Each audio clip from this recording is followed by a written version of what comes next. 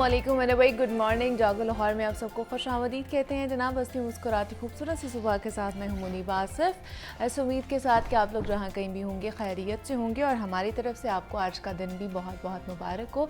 और आज हम बात करेंगे कुछ इंसानी मामलात के हवाले से, उनके बारे में कि उन्हें किस तरह का होना चाहिए।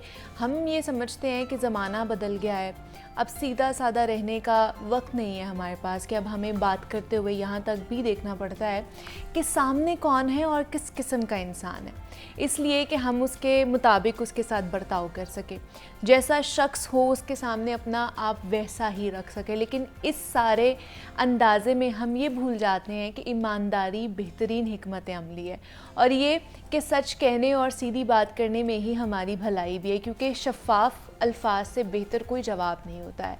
हम बात को अपने मुताबिक फेरने की कोशिश कर रहे होते हैं, लेकिन एट दी एंड ऐसा होता है कि वो बात खुद ब खुद वाज़े हो जाती है और सामने आ जाती है।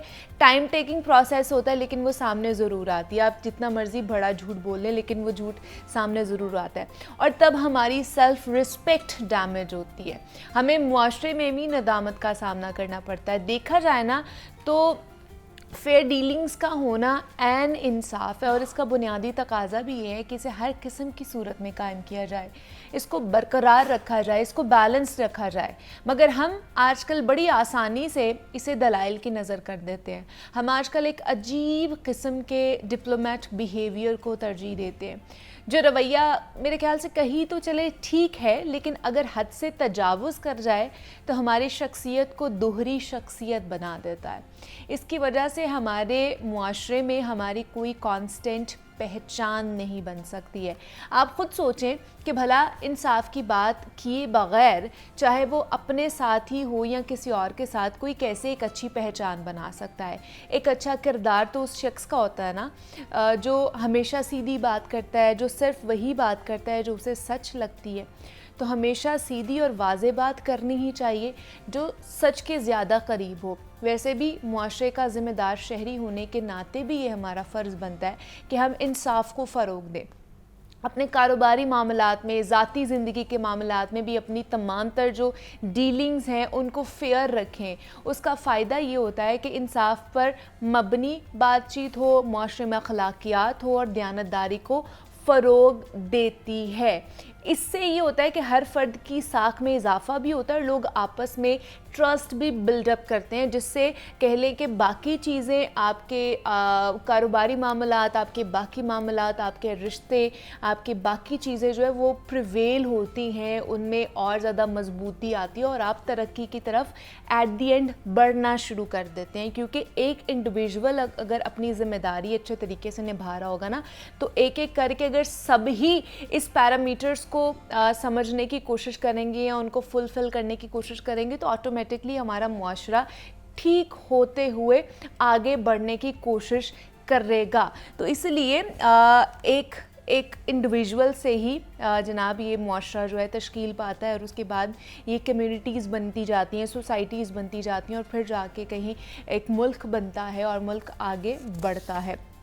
तो हमें भी अपनी ज़िंदगी में फ़ेयर रहना चाहिए और गौर व फ़िक्र के साथ अपनी ज़िंदगी में हमें आगे बढ़ना चाहिए। हम भी अपने प्रोग्राम में आगे बढ़ते हैं और कुछ बात कर लेते हैं आँखों की सेहत के हवाले से। तो माहिर अमराज़ चश्म हमारे साथ इस वक्त मौजूद हैं, और थोड़ा सा मैं बता दूं कि आज हम किस टॉपिक के ऊपर बात कर रहे हैं कि पाकिस्तान में ना हर साल 2200 मरीज़ आँखों के सरतान में मुब्तला होते हैं, यानी कि आँखों के कैंसर में मुब्तला होते हैं, और हर साल इस तादाद में इजाफ़ा हो रहा है। मरीज़ों में 30% तादाद बच्चों की होती है, जो कि बड़ी तशवीशनाक भी है। और आँखों के कैंसर का इलाज जो है वो इंतहाई पेचीदा होता है। एक तरफ कैंसर को कंट्रोल करना होता है और दूसरी तरफ बिगड़ जाने वाले हिस्से को असली हालत में भी लाना होता है। तो ट्यूमर यहाँ पर कैंसर को रोकना पहला चैलेंज होता है, और अगर फैल गया तो आपकी आँख भी ज़ाया हो सकती है और गफलत के नतीजे में मौत भी वाक़ई हो सकती है। तो इस बीमारी के मुतालिक आगाही के लिए आज हमने प्रोफेसर डॉक्टर हुसैन हाकान साहब को दावत दी है आज अपने स्टूडियो में, ताकि हम इस पेचीदा बीमारी के बारे में जान सकें कि किस तरह हमें इसकी प्रिवेंशन करनी चाहिए, इसका इलाज किस तरह मुमकिन हो सकता है, और दूसरा कि ये इतनी एग्रीवेट क्यों करती जा रही है।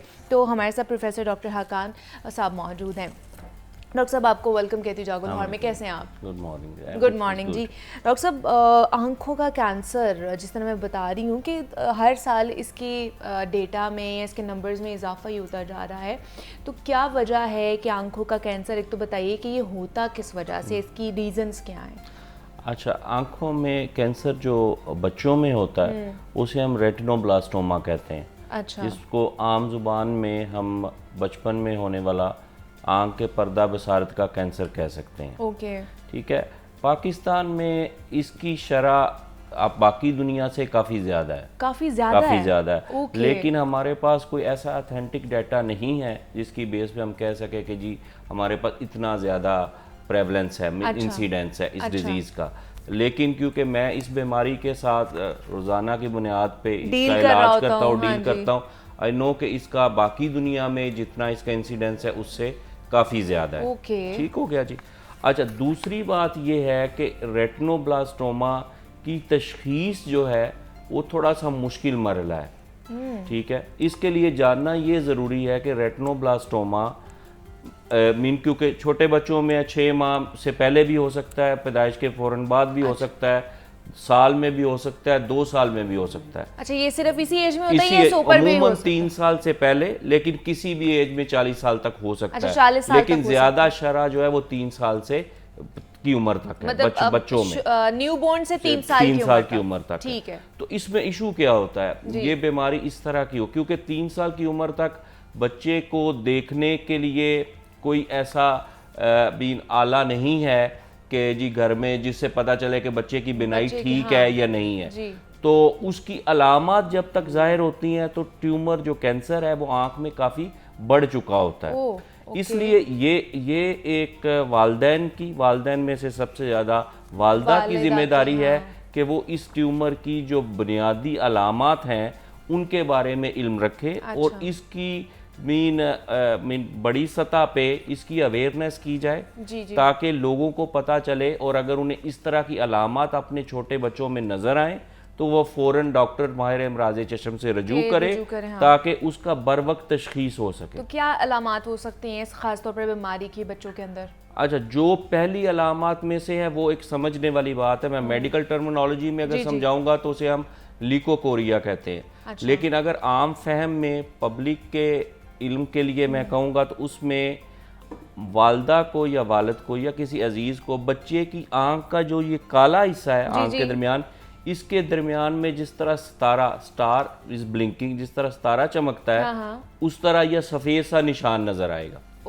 ٹھیک ہے. یہ سفید نشان مختلف بیماریوں میں ہو سکتا ہے، لیکن اگر یہ سفید نشان ہے تو اس کی بروقت تشخیص کرنا بہت ضروری ہے تاکہ اگر وہ ٹیومر ہے تو اس کا علاج جلدی شروع کیا. یہ سفید نشان واضح طور پر نظر آ رہا ہوگا؟ یہ سفید نشان عموماً ایزیلی پک ہو جاتا ہے پیرنٹ سے، کیونکہ میرے پاس جو مریض آتے ہیں وہ عموماً یہی کہتے ہیں کہ جی کیوں آئے ہیں وہ، جی ہم نے 6 ماہ پہلے نا جی اپنے بچے کی آنکھ میں سفید سا تارا چمکتے دیکھا ہے، اب بچے کی آنکھ ٹیڑھی ہونی شروع ہو گئی ہے تو ہمیں ہے کہ ٹیڑھی کیوں ہو رہی ہے. بیسیکلی جو ارلیسٹ جو شروع میں علامات ہے وہ آنکھ کے کالے حصے میں سفید تارا سا نظر آنا ہے یا سفیدی سا نظر آنا ہے. پھر وقت کے ساتھ اس میں آنکھ ٹیڑھی بھی ہو سکتی ہے، آنکھ سوج بھی سکتی ہے اور آنکھ سوج کے باہر تک بھی آ سکتی ہے. تو اس کی تشخیص کیونکہ تھوڑی سی مشکل ہے، مشکل ان سینس یہ ہے کہ بچے ہوتے ہیں ان کا معائنہ کرنے کے لیے بچے کو بے ہوش کر کے اس کے آنکھ کے پردے کا معائنہ کیا جاتا ہے. اور اس میں جتنی جلدی بچے پریزنٹ کرتے ہیں اتنی ہی ارلی سٹیج میں ان کے علاج سے جو اچھے نتائج ہیں وہ ہمیں ملتے ہیں. ٹھیک ہے، مطلب جتنی جلدی آئیں گے آپ اتنا ہی اچھا اور بہتر علاج اس کا ہو پائے گا. اور اگر خدا نہ خواستہ آگے جا کے ٹین ایج میں یا 20 ابو یا 30 ابو یہ چیز اکر ہوتی ہے، آپ کی آنکھ میں پتہ چلتا ہے، تو پھر کیا ہوتا ہے؟ اچھا، عموماً 20 سال یا 30 سال کی عمر میں دنیا میں ہارڈلی 10 یا 12 لوگوں کو اس عمر میں ہوا ہے یہ کینسر. پاکستان میں بھی بہت کم ہے. پاکستان میں زیادہ شرح جو ہے وہ بچوں میں 3 سال سے کم کی عمر کے بچوں میں اور 5 سال تک ہے. 5 سال کے بعد شرح بہت ہی کم ہے. لیکن ایشو یہ ہے کہ یہ کینسر ہوتا کیوں ہے؟ ہمارے ملک میں اس کی شرح زیادہ کیوں ہے؟ ٹھیک ہے. یہ بات سمجھنے کی ضرورت ہے جو پیرنٹس کے لیے بھی آگاہی کی ضرورت ہے. اس کی دو وجوہات ہوتی ہیں, ایک ہوتا ہے یہ موروثی اور ایک ہوتا ہے یہ غیر موروثی. اچھا غیر موروثی تو کسی بھی انسان میں آ سکتا ہے, اس میں ہمارا تو کوئی غلطی نہیں ہے, وہ اللہ کی طرف سے ہے جس کو بیماری آنی ہے. جو موروثی بیماری ہے وہ عموماً ان لوگوں میں بچوں میں زیادہ آتی ہے جن میں کزن میرجز ہوتی ہیں.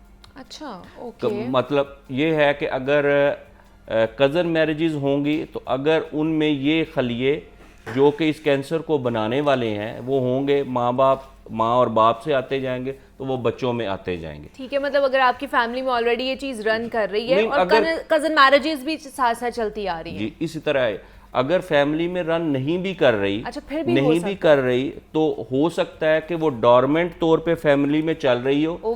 جب دو فیملی ممبرز کی آپس میں شادی ہو تو وہ بیماری ایکسپریس کر جائے اپنے آپ کو. ٹھیک ہے, تو موروثی طور پہ یہ ہے. اور موروثی بیماری کا جو اور ایک بری چیز وہ یہ ہے کہ موروثی بیماری عموماً طور پہ یہ دونوں آنکھوں میں ہوتی ہے. جو غیر موروثی ہے وہ عموماً ایک آنکھ میں ہوتی ہے. ٹھیک ہے, تو دونوں آنکھوں میں ہونا اور زیادہ خطرناک بات ہے.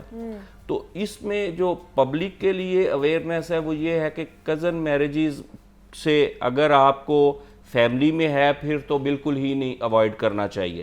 ٹھیک ہے, دوسری صورت میں بھی کزن میرجز میں میرا خیال ہے کہ اس اگر نہ ہو تو اس سے بیماری کی شرح میں کمی واقع ہونا شروع ہو جائے گی. اچھا, دوسری بات یہ ہے کہ اگر یہ بیماری ہو جاتی ہے اچھا تو ایک تو آنکھ ہے, آنکھ کی بینائی کا ضائع ہونا. اس بیماری کے لیے آپ کو خاطر خواہ قسم کے 8 سے 10 ٹیسٹ کرنے پڑتے ہیں منیمم. اچھا پہلے مجھے بتائیں پروسیس سٹارٹ کرنے سے پہلے کہ اگر یہ وہ جو وائٹ ڈاٹس یا وائٹ تارا سا آپ کہہ رہے ہیں وہ نظر آتا ہے تو کیا اس آنکھ میں اس بچے کی کیا بینائی بھی کم ہوتی جاتی ہے کیا؟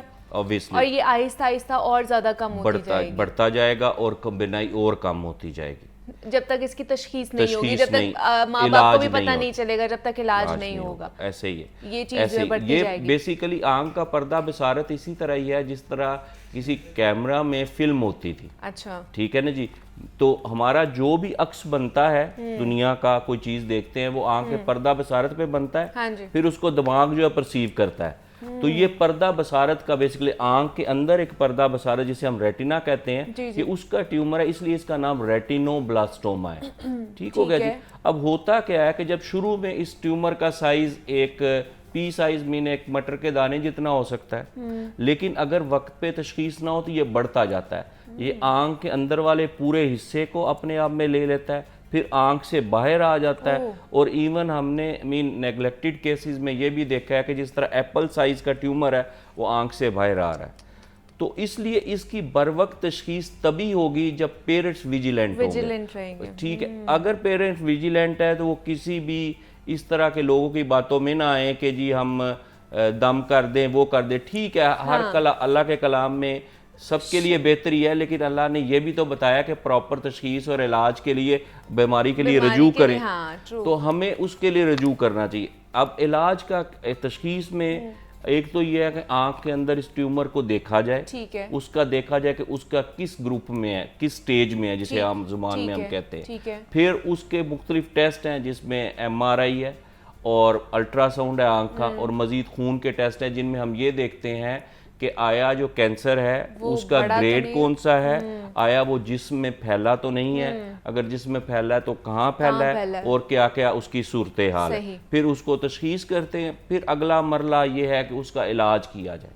اچھا ٹھیک ہے, اب علاج میں کیا ہے, اگر تو ہمارے ارلی سٹیجز میں ارلی گروپس میں ہوتا ہے, جیسے گروپ A ہے ارلی ہے, B ہے ارلی ہے, C ریلیٹیولی ارلی ہے, اگر ان 3 سٹیجز میں سے ٹیومر پریزنٹ کرتا ہے اور ہم تشخیص کر لیتے ہیں تو عموماً طریقہ علاج سے بینائی کا کچھ حصہ بھی بچ جاتا ہے, آنکھ بھی بچ جاتی ہے اور بچے کی جان بھی بچ جاتی ہے. لیکن اگر C, D یا E میں ہو تو عموماً بینائی بچنے کے بھی چانسز نہ ہونے کے برابر ہیں, اور E سٹیج میں آنکھ کو بچانے کے بھی چانسز نہ ہونے کے برابر ہوتے ہیں.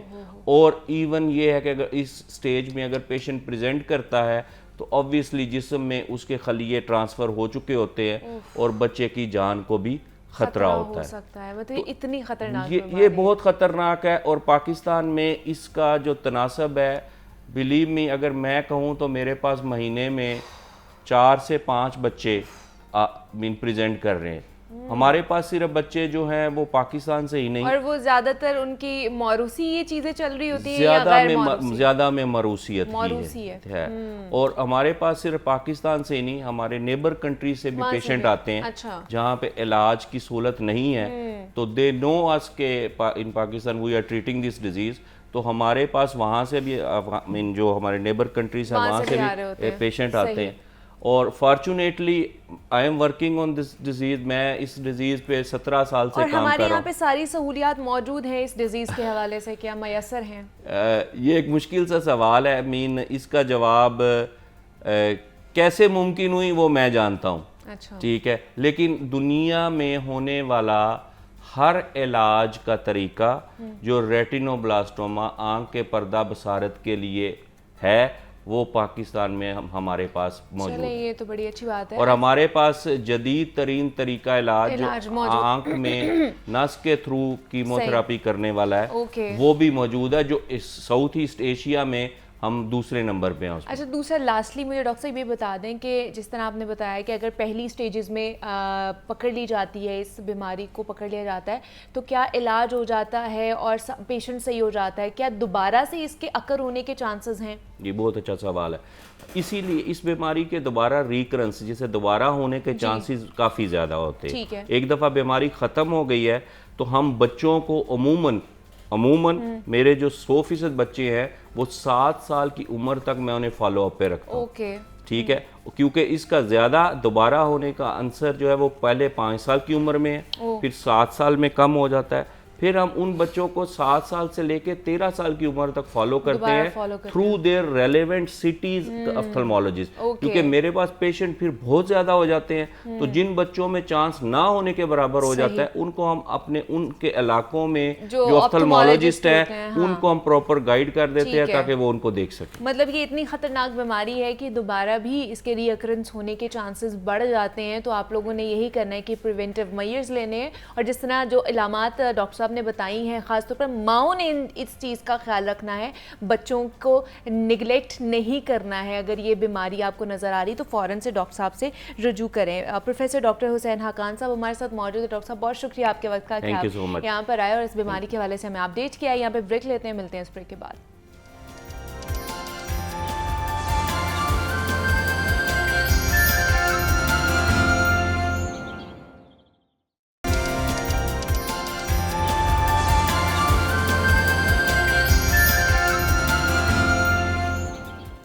Welcome back to Jaago Lahore. جناب اب کچھ بات کر لیتے ہیں ہماری ہیلتھ کے حوالے سے, اور ہیلتھی رہنا ہم نے کس طرح ہے اس گرمی کے خاص طور پر موسم میں.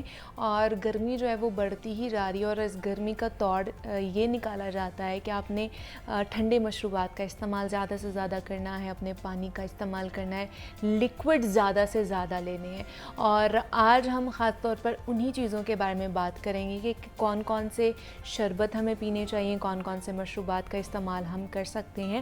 آج کل آپ باہر مارکیٹ میں دیکھ رہے ہوں گے آلو بخارے اور املی کا شربت بہت زیادہ بک رہا ہے. گنے کی رو بہت زیادہ لوگ پی رہے ہیں. اس کے ساتھ ساتھ گھروں میں بھی ستو کا استعمال ہو رہا ہوتا ہے, کچی لسی کا استعمال ہو رہا ہوتا ہے, لیمو پانی جسے شکنجبین کہا جاتا ہے وہ بہت سے لوگ پی رہے ہوتے ہیں. تو ان کے فائدے کیا ہیں اور کون کون سے لوگ ان کا انٹیک کر سکتے ہیں, کن کو ان کا انٹیک بالکل نہیں کرنا چاہیے جن کو کوئی کرونک ڈیزیز ہے. تو اس پہ بات کرنے کے لیے موئینہ بیگ ہمارے ساتھ موجود ہے اسٹوڈیوز میں, کلینکل نیوٹریشنسٹ اینڈ ڈائٹیشین ہے. موئینہ آپ کو ویلکم کہتے ہیں جاگو لاہور میں. کیسی ہیں آپ؟ میں ٹھیک ہوں, آپ کیسی ہیں؟ میں بھی بالکل ٹھیک ٹھاک. موئینہ جتنی گرمی پڑ رہی ہے نا, اس گرمی کا توڑ یہی ہے کہ یا تو آپ گھر سے باہر نہ نکلیں یا پھر آپ زیادہ سے زیادہ پانی پیئیں یا پھر مشروبات کا استعمال کریں. اور سادہ پانی بھی پینے کا دل نہیں کر رہا ہوتا, دل کر رہا ہوتا ہے کچھ ایسا لکوڈ یا کوئی ایسا مشروب ہو, کوئی جوس ہو جس سے ایٹ لیسٹ ہمارا پیٹ بھی بھر جائے, کہ ہمیں کھانا نہ پڑے, کیونکہ کھانا بھی نہیں کھایا جا رہا ہے اتنی گرمی میں. تو کس طرح کے ہمیں لکوڈز کا انٹیک کرنا چاہیے جو ہماری हेल्थ को भी सही रखे और गर्मी का तोड़ भी निकाले। अच्छा मुनीबा, जो सबसे ज़्यादा मसला आ रहा है ना, जिस तरह हमारे हॉस्पिटल में भी गैस्ट्रो के केसेस बहुत ज़्यादा आ रहे हैं, अब इस मौसम में ना आपको सबसे ज़्यादा ख्याल हाइजीन और क्लीनलीनेस का रखना पड़ता है। तो सम टाइम्स जैसे आप बाहर से लिया, बॉइल्ड वाटर नहीं है या रॉटन फ्रूट्स हैं या कोई भी ऐसी चीज़ है, तो वो फटाफट पेट ख़राब की तरफ जाएगी। पहले गर्मी और डिहाइड्रेशन है और आपको कोई पेट ख़राब का मसला हो जाता है तो वो और बुरा है आपकी हेल्थ के लिए। तो सबसे ज़्यादा ख्याल तो नंबर 1 पे ये रखेंगे, कोशिश करें ख़ुद बना के जितनी चीज़ें पी सकें, थोड़ा हाइजीन का ख्याल ज़्यादा रखें। और फ्रूट जूसेस से हम मना इसलिए नहीं करते कि वो रिक्वायरमेंट है इस सीज़न की, जो भी फ्रेश फ्रूट्स हैं। इवन इसमें जिस तरह आजकल वाटरमेलन है, उसका वाटर कंटेंट इतना ज़्यादा है कि वो आप वैसे भी लेते रहें, फ्रूट जूसेस का भी इस्तेमाल करें। अब वो पर्सन टू पर्सन वेरी करता है कि कोई डायबिटिक है या वज़न कम कर रहा है तो उसमें मॉडिफिकेशन कर देते हैं। ठीक है, जैसे शुगर का इस्तेमाल कम करें जो वेट कम करें या कैलोरीज चेक रख रहे हैं। इसी तरह फ्रूट ब्लेंड कर लें जूस निकालने की बजाय, ताकि फ़ाइबर मिलता रहे। उसके साथ जैसे मिंट, लेमन, इस तरह की फंक्शनल फूड्स डालें जो आपके लिए वैसे भी फ़ायदेमंद रह सकती हैं। और आपने बड़े अच्छे अच्छे ड्रिंक्स जैसे स्कंजबीन है, लस्सी है, ये हम वैसे भी ऐड करते रहते हैं डाइट में, क्योंकि अब मौसम की रिक्वायरमेंट है ना। वैसे यानी अक्सर वेट लॉस वाले पेशेंट पूछे होते हैं कि स्कंजबीन में भी तो सॉल्ट भी ज़्यादा है, शुगर भी ज़्यादा है, लेकिन जिस तरह स्वेटिंग और वो वाला मौसम है ना, अगर आप पी भी लेते हैं उसकी क्वांटिटी इन चेक रख के, तो कोई ऐसा मसला नहीं है। कोई ऐसा मसला नहीं है। अच्छा, जिस तरह आपने वाटरमेलन जूस की बात की है, तो वाटरमेलन जूस ज़्यादा सही है या होल फ्रूट हमें खाना सही है? क्योंकि अब इस मौसम में बहुत से लोग कह रहे हैं कि जी हम ज़्यादा अगर वो खा भी लेते हैं तो हैज़ा हो रहा है या पेट ख़राब, डायरिया भी हो रहा है। हाँ ऐसा है, लेकिन अब वैसे तो हम हमेशा ये कहते हैं कि फ्रूट्स जो है ना वो जूसेस से प्रेफरेबल हैं, कि एक तो फाइबर मिलता रहता है और सारी तरह की चीज़ें, लेकिन हमें सीजनल रिक्वायरमेंट के साथ साथ चलना चाहिए। अच्छा। तो अगर आपका जूस का ही दिल कर रहा है जिस तरह, तो आप उस टाइम फ्रूट खाने का नहीं दिल कर रहा तो आप जूस भी ले सकते हैं, कोई ऐसा मसला नहीं। बस उसमें ये एक डायरेक्शन देते हैं कि आप जिस तरह कुछ फ्रूट्स को जूसर में डालने की बजाय ना आप उनको ब्लेंड कर लिया करें, ताकि फाइबर ज़ाया ना हो। सही। हाँ, फाइबर बड़ा ज़रूरी है हमारे लेने के लिए।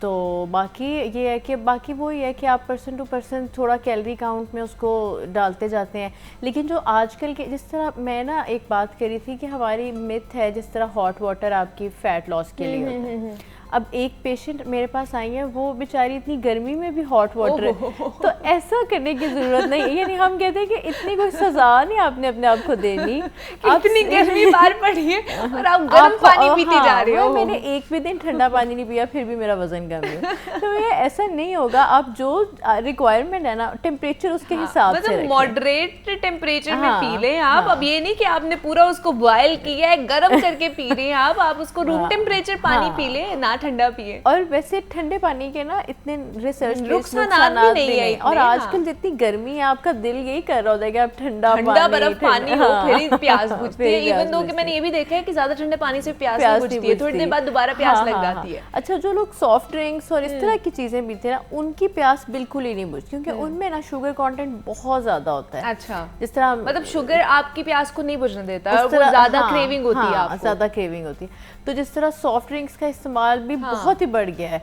और पैकेज जूसेस और जिसमें फ्रक्टोज बहुत ज़्यादा, ये इतना अच्छा नहीं है, क्योंकि हर वैसे यूरिक एसिड वाले पेशेंट्स के लिए अच्छा नहीं है, डायबिटीज़ वाले पेशेंट्स के लिए अच्छा नहीं है। तो इनसे बेहतर है कि आप जो सीजनल फ्रूट हैं उसको जूस फॉर्म में, ब्लेंडेड फॉर्म में, रॉ फॉर्म में, किसी भी तरह ले लें।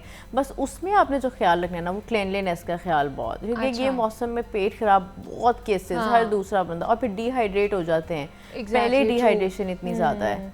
तो फिर क्या, अच्छा चले, जो बीपी के पेशेंट है खासतौर पे इस मौसम में तो उनका बीपी और भी ज़्यादा बढ़ जाता है, वो उनके लिए तो बड़ा ये ख़तरनाक सा मौसम हो जाता है। तो उनके लिए क्या बेहतर है ज़्यादा? जिस तरह मैंने बात की कि शिकंजबीन पी सकते हैं हम लोग, कच्ची लस्सी पी सकते हैं घर में, सत्तू आजकल बहुत ज़्यादा मार्केट में इन है, क्या वो पी सकते हैं? और किस मॉडरेशन में रह के वो लोग पी सकते हैं? सबसे ज़्यादा ये कि पानी का इंटेक आपने नॉर्मल जहन में रखना है कि आपने 10-12 ग्लास पीने ही पीने हैं। ठीक है। उसमें यह है कि आप जो ड्रिंक्स जिनमें सॉल्ट ज़्यादा ही डालना है वो थोड़े से कम कर लें। आप फ्रूट जूसेस लेना शुरू कर दें, वो वैसे भी बीपी के पेशेंट्स के लिए इसलिए अच्छे, उनका पोटाशियम ज़्यादा करते हैं। जैसे सॉल्ट कम करते हैं ना, तो पोटाशियम ज़्यादा करते हैं, क्योंकि वो उनके लिए बेनिफिशियल होता है। और पोटाशियम सारे फ्रेश फ्रूट्स, वेजिटेबल्स में, मिंट में, ये तरबूज में, पीच में, जो भी सीजनल, इनमें काफ़ी सारी चीज़ों में वो मिल जाता है। ठीक है। तो वो कोशिश करें, जिस तरह हम اسکنجبین میں سالٹ انٹیک تھوڑا سا زیادہ کرتے ہیں, تو ہم اس سے اچھا ہے کہ آپ فروٹ جوسز پہ آ جائیں, یعنی ہمیں اپنے لیے بہتر آپشن چوز کر لینی چاہیے. تو باقی یہ ہے کہ اگر آپ کا کنٹرول بی پی ہے تو آپ کبھی کبھی اسکنجبین بھی لے سکتے ہیں. لیمن ہے, اس میں بڑا فائدے ہیں لیمن واٹر کے. پھر یہ ہے کہ شوگر اور سالٹ تھوڑا سا ماڈریشن میں یوز کر کے آپ 1-2 دفعہ دن میں لے سکتے ہیں. اور یہ کچی لسی اور ستو وغیرہ لسی تو بہت اچھی آپشن ہے. لسی بھی, دہی بھی, بلکہ جو دہی اور دودھ ہے نا یہ ہائیڈریٹنگ ہے. ہم نا بالکل ہی جوسز پہ اور پیکج جوسز پہ چلے جاتے ہیں, اس سائڈ پہ نہیں آتے کہ کچھ فروٹس اور کچھ فوڈ جیسے ہیں, جیسے دہی ہے نا اس کا ہائیڈریشن آپ نے دیکھا ہوگا, ہم سحری میں اکثر بتا رہے ہوتے تھے کہ دہی تو سارا دن بڑی پیاس نہیں لگتی ہے, بڑا اچھا روزہ گزرتا ہے. ہاں, اس طرح جیسے آج کل کے بریک فاسٹ جب ہم ڈائٹ پلان بنا رہے ہوتے ہیں تو آپ یعنی یوگرٹ لے لیں, یوگرٹ کے ساتھ کوئی فروٹ لے لیں تو وہ اچھا بھی لگتا ہے. ورنہ بہت سارے لوگ بریک فاسٹ اسکپ کر رہے ہوتے ہیں آج کل بھی, کہ بس آپ بھی دل نہیں کر رہا صبح اٹھ کے. ہاں, تو ایسی چیزیں لیں جو فائدہ مند ہو. کوکمبر, واٹر میلن, ان کا واٹر کانٹینٹ ہی اتنا زیادہ ہے کہ یہ نا آپ کو ڈی ہائیڈریشن سے بچاتے رہتے ہیں. لیکن دوسری طرف جو فرائیڈ فوڈز, بیکری آئٹمز ہیں, وہ الٹا اپوزٹ ہے کہ وہ آپ کو پیاس بھی زیادہ. آپ دیکھیں آج کل کے باہر کا کھانا کھا لیں تو آپ رات کو اٹھ کے پانی پی رہے ہوتے ہیں, اتنا وہ ڈی ہائیڈریٹنگ سا افیکٹ اس کا آ جاتا ہے. تو آج کل سب سے وائز یہ ہے کہ آپ گھر کا کھانا کھائیں, آرگینک چیزیں لیں, جتنی کم پروسیس چیزیں لیں وہ لیں, خود جوسز بنائیں تاکہ ہائیجین کا خیال رکھا جائے. فروٹس کا استعمال جوس وہ اسی طرح کرتے رہیں. اچھا, دوسرا ایکسپرٹس بھی یہی کہہ رہے ہیں, آپ جیسے ڈاکٹرز بھی ہمیں یہی کہہ رہے ہیں کہ جتنی گرمی پڑ رہی ہے, پسینہ جتنا نکل رہا ہے, ڈی ہائیڈریشن ہو رہی ہے, آپ پانی سادہ نہ پئیں, آپ اس میں یا تو اس طرح کا کوئی مشروب پی لیں, کچی لسی پی لیں, سکنجبین پی لیں, یا پھر ORS ڈال کے پی لیں. تو ORS کون کون پی سکتا ہے؟ کیا اب جیسے بی پی کے پیشنٹ ہیں, کیا وہ ORS پانی میں ڈال کے پی سکتے ہیں؟ اگر تو ڈی ہائیڈریٹڈ ہے نا تو ORS پی لیں. ٹھیک ہے, ہاں, کیونکہ وہ یہ کہتے ہیں کہ اس میں نمک کانٹینٹ زیادہ, سوڈیم زیادہ ہوتا ہے, تو اس لیے ہمارا بی پی ہائی ہو جاتا ہے. ویسے تو ہم نے کوشش یہی کرنی ہے کہ پریونشن والی سائڈ پہ رہنا ہے. جو بھی بی پی ڈائبیٹک پیشنٹ ہے, کوشش کریں ڈی ہائیڈریشن ہونے ہی نہ دیں. صحیح. ہاں, ایون لو بی پی بھی نہ ہونے دیں. جس طرح بہت زیادہ سویٹنگ ہو گئی ہے, ڈی ہائیڈریشن ہے, سن ایکسپوئر ہے, آپ ایک دم اے سی سے باہر نکلتے ہیں, اتنے سارے مسئلے ہیں اور ہر ایج گروپ کو آ رہے ہیں. بچے بھی بیمار ہو رہے ہیں, بڑے بھی بیمار. تو آپ پہلے ہی تھوڑا احتیاط سے یہ ساری چیزیں کریں. اور ORS اگر ضرورت ہے, ڈی ہائیڈریشن ہے تو ضرور لے لیں. ٹھیک ہے. اچھا, دوسرا املی آلو بخارے کا شربت جو ہے وہ میں کافی آتے جاتے ہم دیکھتے ہیں کہ سڑکوں پر جو وہ ٹھیلے لگے ہوئے ہیں اور وہاں پہ رش لگا ہوتا ہے, لوگ پی رہے ہوتے ہیں.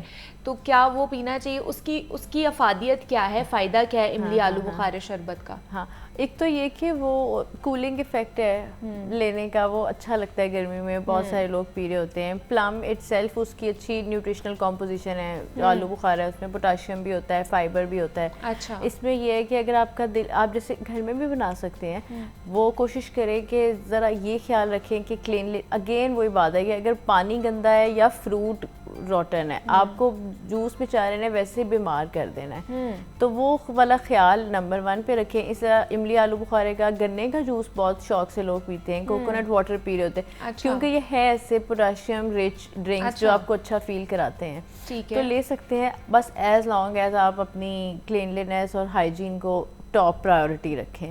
تو گنے کا جوس تو پھر باہر سے ملے گا, گھر پہ تو نہیں ہم بنا سکتے, تو پھر کس طرح ہم خیال رکھیں؟ اور کون کون لوگ نہیں پی سکتے ہیں گنے کا جوس یا رو؟ ہاں, بس یہ ہے کہ ڈائبیٹکس کو جوس اکثر, جس طرح آپ کی وہ بھی پیشنٹ ٹو پیشنٹ ویری کرتا ہے کہ اگر آپ کی ڈائبٹیز ان چیک نہیں رہتی تو پھر آپ جوس فارم میں کوشش کریں کم چیزیں لیں. لیکن پھر بھی ماڈریشن میں لیا جا سکتا ہے, سب میں لیا جا سکتا ہے. اس کی ایز سچ کوئی وہ نہیں ہے کہ ریسٹرکشن نہیں ہے. بس شوگر کین جوس لیا جائے, بلکہ اس میں اگر آپ آرٹیفیشلی شوگر یا سویٹنر ایڈ نہیں کرتے تو وہ تو خود ہی اتنا میٹھا ہوتا ہے. ہاں, کہ وہ نیچرلی سویٹ, آپ کو کوئی میٹھی چیز لینے کا دل کرے تو آپ وہ لے لیں.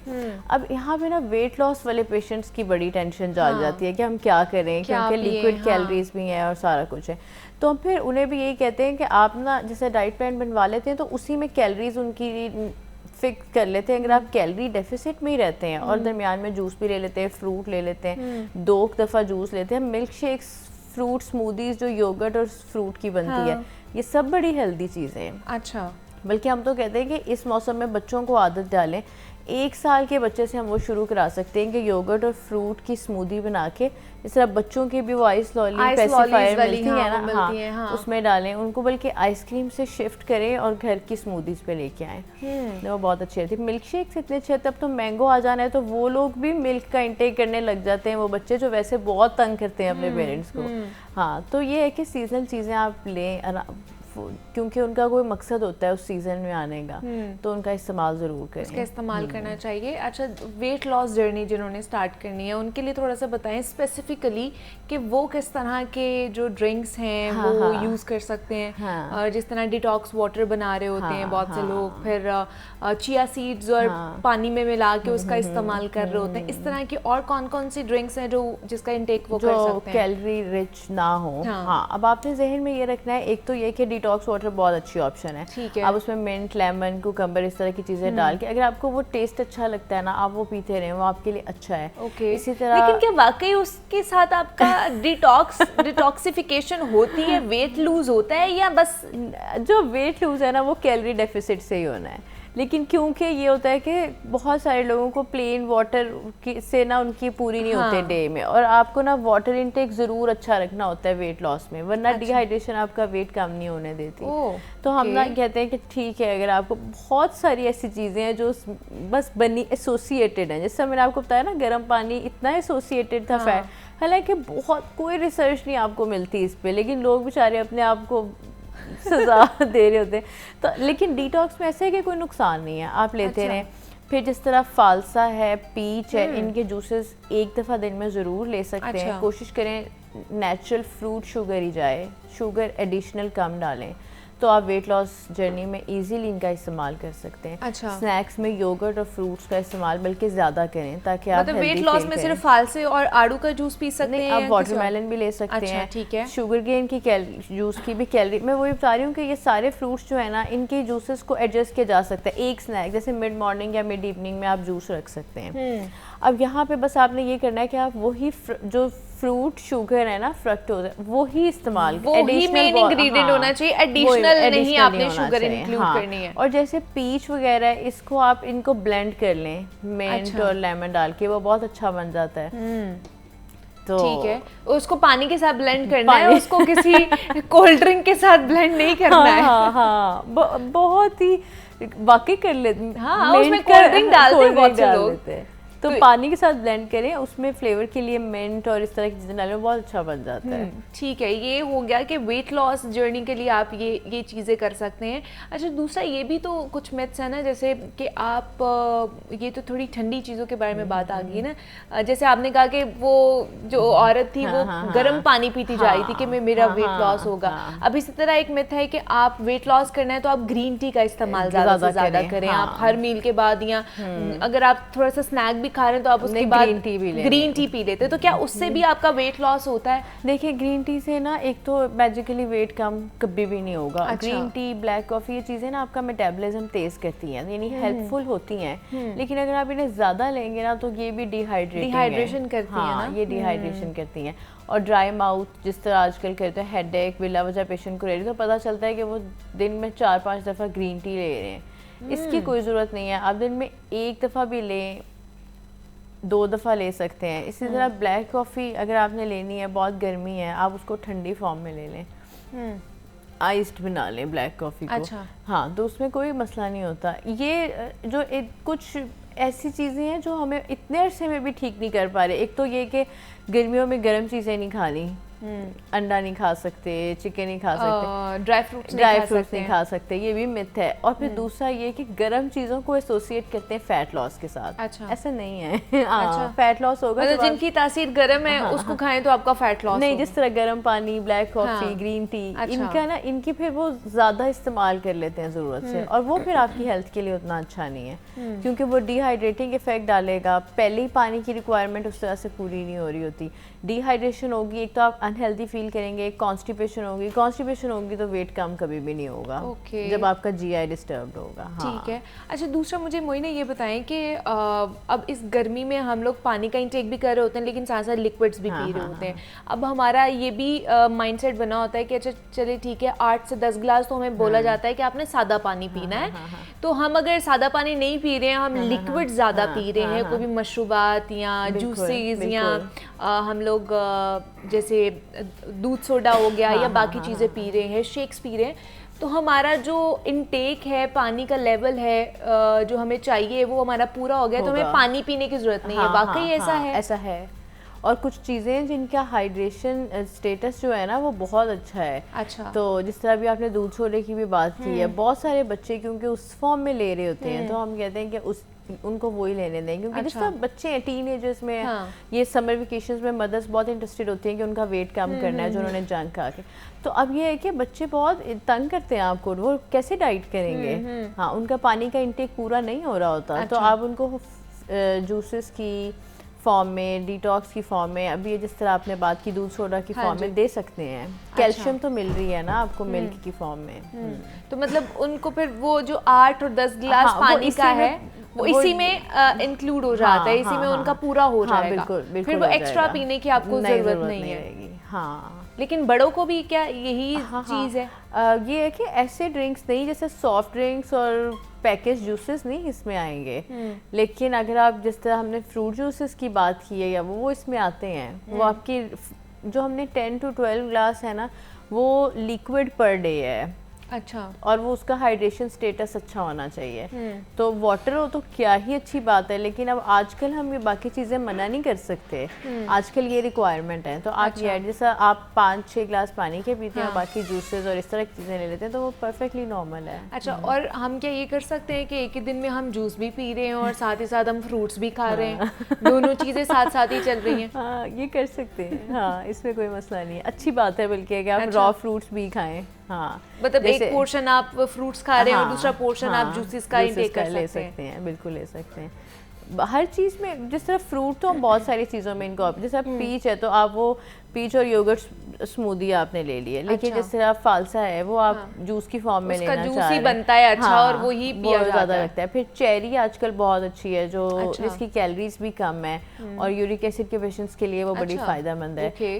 तो वो आप वैसे ही एज अ स्नैक ले सकते हैं। फिर वाटरमेलन भी हम स्नैक्स की उसमें ऐड कर देते हैं कि वो एक अच्छा फ्रूट है। लेकिन कुछ चीज़ें ना लोग उसी फॉर्म में लेना चाहते हैं, जैसे फालसे का शरबत, प्लम जूस, ये जिस तरह हम बात कर रहे थे, तो उनको जूस की फॉर्म में ही ऐड कर लेते हैं। वो ज़्यादा अच्छा है, वो ज़्यादा बेहतर है। अच्छा, फालसे का जूस क्या डायबिटिक के लिए और जिनको बीपी का मसला है या जिनको यूरिक एसिड का प्रॉब्लम है, कोलेस्ट्रॉल का प्रॉब्लम है, उनके लिए अच्छा है? सिर्फ जो डायबिटिक है ना उनके लिए क्वांटिटीज़ की थोड़ी सी कंट्रोल लेनी पड़ेगी। अच्छा। हाँ, क्योंकि उनमें फ्रूट जूसेस जो है ना वो थोड़ा सा जल्दी शुगर बढ़ाते हैं। बाकी बीपी के पेशेंट्स हों, कोलेस्ट्रॉल के हों, इजीली ले सकते हैं। बल्कि स्ट्रेन ना किया हो तो उसमें फाइबर इतना अच्छा होता है। हाँ, वो फायदेमंद, तो वो उनके लिए ज़्यादा फायदेमंद है, वो पी सकते हैं। वो जिस तरह पहले भी बात की है मोइना कि नहीं कि आप उसको ब्लेंड करें, आप उसको जूसे के अंदर ना डालें, वो ज़्यादा बेहतर है कि आपको उसके अंदर फाइबर भी मिल रहा है। तो यही सारी चीज़ें आप इजीली घर पे भी बना लेंगे तो आपके लिए और भी ज़्यादा बेहतर है। बिल्कुल, आपको ईजी एक्सेस भी है, दूसरा आपकी जेब पर भारी भी नहीं पड़ेगा। जो आपको बाहर इतने महंगी चीज़ें मिल रही होती हैं वो आप घर में 4-5 लोगों के लिए बना सकते हैं, ये ज़्यादा अच्छा होता है। हमारे साथ मोइना बेग मौजूद थी और क्लिनिकल न्यूट्रिशनिस्ट एंड डाइटिशियन है। Moina, thank you so much for coming here. और हम बात कर रहे थे कि गर्मियों में हमने इस तपती हुई धूप से और इस मौसम से ख़ुद को किस तरह बचाना है, किस तरह हाइड्रेशन लेवल जो है अपना वो मेंटेन करना है मुख्तलिफ मशरूबात का इंटेक करके, लेकिन फिर भी आपने अपनी सेहत का ख्याल रखना है और बैलेंस डाइट ज़रूर लेनी है। यहाँ पे एक ब्रेक लेंगे, मिलते हैं इस ब्रेक के बाद।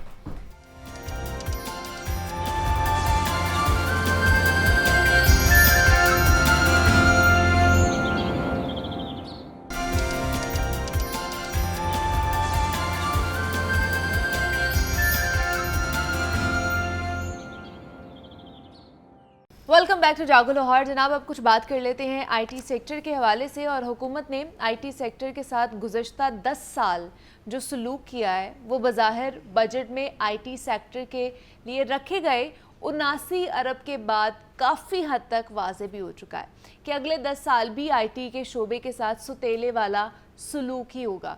और इस मुल्क का शायद अभी अलमिया है कि यहाँ आबादी का 45% नौजवान तबका मौजूद है, जो कि दुनिया भर में शायद ही कई तरक्की याफ्ता मुल्कों से बहुत ज़्यादा है।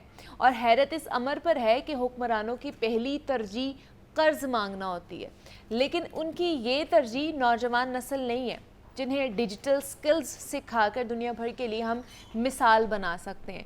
चंद महीने कोई नौजवान ऑनलाइन काम करता है, वो अपने घर वालों के मुस्तकबिल का नक्शा तब्दील करके रख देता है, और यही नौजवान हुकूमती सरपरस्ती में क्या कुछ नहीं कर सकते हैं। तो आज हम हुकूमती बेहिसी पर बात करेंगे और उसके साथ साथ हम ये भी कोशिश करेंगे कि नौजवान नस्ल की रहनुमाई की जाए, और उसके लिए एक्सपर्ट से भी जानेंगे कि वो कौन कौन से कोर्सेज़ हैं या वो कौन कौन से रास्ते हैं जिनको अपना कर नौजवान IT सेक्टर में वॉलंटरली काम करके अपना नाम कमा सकते हैं और साथ ही साथ मुल्क की इकॉनमी को भी बेहतर बना सकते हैं। और इस सारे मामले पर बात करने के लिए काशिफ इफ्तिखार साहब हमारे साथ स्टूडियोज़ में मौजूद हैं, जो कि प्रेसिडेंट हैं टेक्निकल कॉलेजेस एसोसिएशन के। काशिफ साहब आपको वेलकम कहते हैं जागो लाहौर में।